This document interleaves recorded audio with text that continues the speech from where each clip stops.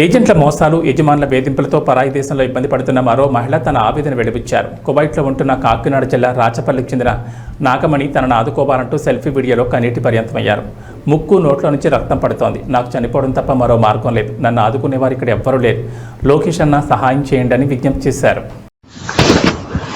మాది రాచపల్లి గ్రామం, రత్తిపడి మండలం, కాకినాడ జిల్లా అన్న. నా పేరు చింతపల్లి నాగమణి అన్న. నేను ప్రస్తుతం కోవిట్లో ఉన్నానన్న. ముక్కంట నోటంట బ్లడ్ బాగా పడిపోతుంది అన్న. లోకేష్ అన్న నన్ను అన్న, నాకు చచ్చిపోవడం తప్ప వేరే మార్గం కాపాడతలేదన్న. తెగ పడిపోతుంది అన్న బ్లడ్.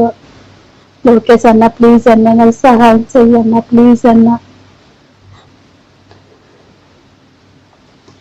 అన్న నన్ను ఆదుకుంటే ఎవరు లేరన్న, ప్లీజ్ అన్న నాకు సహాయం చెయ్యన్న. ప్లీజ్ లోకేష్ అన్న నన్ను ఆదుకో అన్న.